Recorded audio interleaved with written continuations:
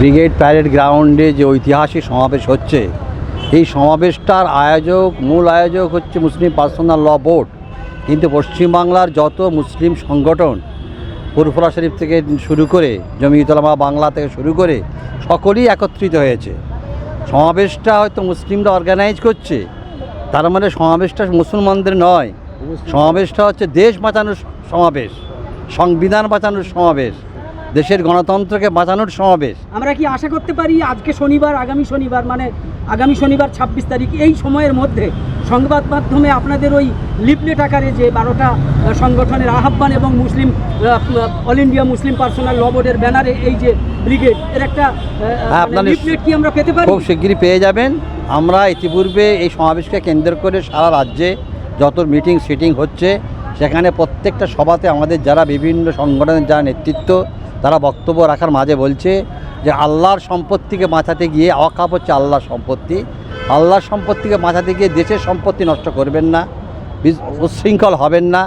কারণ এটা হচ্ছে একটা ইসলামের বিধানের উপরে আঘাত এসেছে এবং ইসলামের বিধানটাকে আঘাত আনতে পারবে না, এটা বাবা সাহেব তার সংবিধানে লিখে গিয়েছিলেন বলে আজ বিভিন্ন ধর্মের বর্ণের সব মানুষকে আমরা আহ্বান জানাতে পারছি। কারণ রাত 2টো পর্যন্ত এই বিল যাতে পাস না হয়, তার জন্য যারা লড়াই করেছিলেন 232 জন এমপি, তার মধ্যে 40 জন মাত্র মুসলিম ছিল, বাকি সবই তো অমুসলিম ছিল। তারা লড়াই করলো কেন? তারা লড়াই করেছে যদি এই ওয়াকফের আইন যদি পরিবর্তন হয়ে যায়, দেশের সংবিধানের উপর আঘাত করবে, দেশের সংবিধান যদি ভেঙে যায়, দেশ টুকরো টুকরো হয়ে যাবে। সারা ভারতবর্ষের যে মহান ঐতিহ্য, হিন্দু মুসলিম বিভিন্ন ধর্মের পারস্পরিক সমন্বয়, সেটা নষ্ট হবে।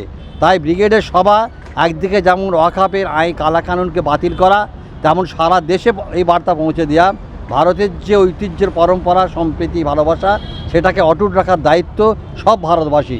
তাই যারা এই আমাদের সবাই আসবেন, তারা ন্যাশনাল ফ্ল্যাগ নিয়ে আসবেন, রাস্তায় কোনো মিছিল করবেন না, বেশি স্লোগান দেবেন না, শান্তিপূর্ণভাবে সবাই আসবেন। সভা থেকে যে বিস্ফোরণ ঘটবে, এই জনবিস্ফোরণ দিল্লির মসনাদে যেদিন পৌঁছে যাবে, সেদিন কিন্তু তারা পরিবর্তন করতে ইনশাআল্লাহ বাধ্য হবে। বলছে যে এখনো পর্যন্ত পারমিশন হয়নি, এই হয়নি, সেই হয়নি করে একটা গুজব রটাচ্ছে, কি বলবেন? পারমিশন করার যাদেরকে পারমিশন করার দায়িত্ব যাদেরকে দেওয়া হয়েছে, তারা সেই কাজে ব্যস্ত আছেন, করছে নিশ্চয়। এত বড় একটা সভা আছে, নিশ্চয়ই তারা সদর দায়িত্ব পালন করবে।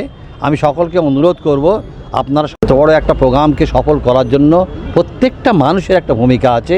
অতএব যদি কারো অসুবিধা হয়, সেখানে বিতর্কিত কথা না রেখে একটা দেশের স্বার্থে, মানুষের স্বার্থে, ইসলামের স্বার্থে, দেশ বাঁচানোর স্বার্থে সবাই অন্তত যদি আমরা একটু নিয়ন্ত্রিতভাবে নিজেদেরকে নিয়ন্ত্রণ করতে পারি, তাহলে ঐতিহাসিক সমাবেশ একটা নতুন ইতিহাস আবার ভারতে লেখা হবে ইনশাআল্লাহ 26 তারিখে। সৈয়দ সাজ্জাদ হোসেন, সাধারণ সম্পাদক, জমিয়তুল উলামা বাংলা, ফুরফুরা শরীফ।